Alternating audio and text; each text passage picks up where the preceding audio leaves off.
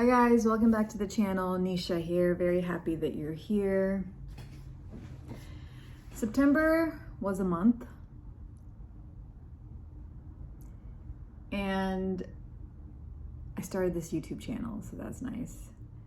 And I did my first VR, also cool. And met a couple of people in the tarot tube, spiritual lifey tube communities, which is nice.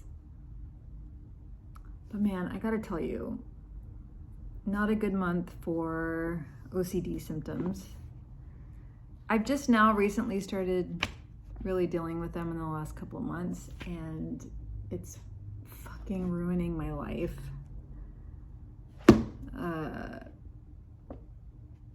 It's preventing me, I think. Okay, so like having neurodivergence, I'll call it. You know, whether it's from CPTSD, executive functioning, ADHD symptoms, like I feel like I've had all of those things. And it's like a freaking, it's like layer after layer of shit. With like mental stuff, right? Anyways, it never fucking ends. But so OCD symptomology has been getting a lot worse for me, and I don't know that it's actually getting worse, but it's just coming to a certain level of consciousness that maybe before it had not been, or I'd never let it get to, because, you know, I had other poor coping mechanisms to suppress it to a certain extent. And so not being able to engage in those things anymore and really trying to look at my life for what it is and really embracing life, right? It can be painful. And so these symptoms feel like it's getting worse because it's the first time that I'm not totally trying to ignore them or push them away in some way. So it's been rough. It keeps me from deciding whether or not I want to do something, especially I think when it comes to spiritual things. It's my OCD tendencies that take away the interesting aspects of these things for me. Like, it keeps it on a very much like an intellectual level, and it becomes a game of like trying to prove something right or wrong versus just doing it for the enjoyment. And then furthermore, not really knowing if I really enjoy it. So that's become a thing, and it's not made me very happy. I got a new tattoo. So there's that. And just to let you know, I am in therapy and, you know, all that stuff. So I had this book, The Book of Water by Stephen Forrest, and it was recommended to me by an astrologer I saw last year, a Western astrologer. She was quite good, actually. And she said that it made her think of water in a different way, and I can kind of see that. I thought the book was okay. I thought it was just gonna be like a complete retelling of the story of water, and like the subtitle is Healing, Regeneration, and Recovery. So he does break it down like by like, you know, sun signs, and, you know, like the latter half of the book is very, I'm saying, you know, a lot. It is very technical. So if you like that kind of thing, I think this is the book for you. In the beginning of the book is where where my enjoyment lies. And he basically talks about how water in pop psychology is just all about emotions, and that it's not necessarily wrong that water represents emotions. It's just the tip of the iceberg. And then he goes on to say that, I have my notes here. He goes on to say that that every single sign is an ideal point. It's kind of like the end point. And that all of us have all of these signs in varying degrees within each of us. And he says that, like, for instance, Aries is perfect courage. That's my rising sign in Western astrology. And he says Capricorn is perfect self-discipline. Gemini is perfect openness. But that none of us are going to reach that ideal. So I liked that. Another thing he said was that,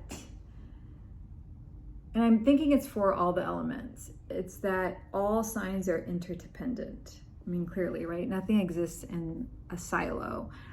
But it was interesting because he said that, like, okay, if you have all these, like, Pisces, you know, if you have, like, these Pisces characteristics, and, like, it's strong in your chart, and what you can do is look to Scorpio and Cancer, the other water signs, to look at their strengths and borrow from their strengths to have, like, more balance and, like, really reach the potential of what water can do for you in your life. So I thought that was really cool, is that sense of, like, interdependence on one another and borrowing from different signs. And he says that water is essentially about spiritual resilience, which I agree. I agree with that, especially since, like, Pisces, you know, there's a water sign as the 12th sign. And, you know, I guess it's like emotions and spiritual resilience, even though every single element has different levels of meaning. Like in tarot, I believe it's the same thing. And there's just so many different ways to interpret in situations what water's role is. Is it like the tsunami? Is it the, you know, is it the form that's like laying on the ground, that's like snow cover? Is it these snowflakes falling? Is it like, how are we looking at this? And actually this month, I kind of incorporated, like, elemental energy, like when I was doing tarot, like tarot card pulls, and just looking at my day to see how I can incorporate the elements in my day. So, like, given a situation, like mostly at work, like, okay, what's the fire element here? How can I use more of the water element to balance something out within myself? It was just fun to, like, play with elements and, like, the symbology of elements in that way. So he does say, like, you know, okay, so water is ultimately about spiritual resilience, and that within each of us there's a sacred well, and that we can all take from that sacred well, and that water is necessary for life, and that, you know, without it we can become, like, I guess in an existential way, thirsty, and that we can always take from that inner sacred well. So I liked that part about the book, and yeah, that's what I got from that. These next two, this one I pulled out and I just started reading. I've had it for a while, and it's Anne Baring, and I've seen her interviewed on another channel on YouTube who's an astrologer, and I really liked hearing what she had to say. So I got her book and I just started this. So I will be reading it into October. I got this from Half Price Books. There's an energy teacher that I follow online, and he suggested this. I'm thinking, I don't know for sure, but I'm thinking it's kind of like, it's called The One Thing. It's by Gary Keller. And I'm thinking it's similar to, like, just like focusing, kind of like what is it? Like Essentialism by Greg McKeown. The idea of, like, really honing in on 1 or 2 things that you want to do over the next 3 months and just really focusing in on that. Anyways, it's a productivity thing. And I mean, in all honesty, I don't know how inviting it seems to me right now, but I had all these plans for the next like 3 months to like be super productive. I am going on a trip in December. So for me, I only think it's like 2 months, but I'm only gone for not very long. Anyways, another fun thing is I allow myself to participate in Summerween and Autumnal and Halloween, Fall, and Cutie Spooky coffee mugs. I too am a coffee person. It's hand wash only, no microwave, but I thought, year round, it's so cute. I also got a throw, but I was like, you don't need that. You have a pink one. I'm sitting on it. It's perfectly fine. So I did the responsible adult thing and returned it, but I'm keeping this because, yeah. Anyways, that was my September, and I hope your September was great, and I would love to hear how it was for you and what your plans for October are. And I will see y'all soon. Bye.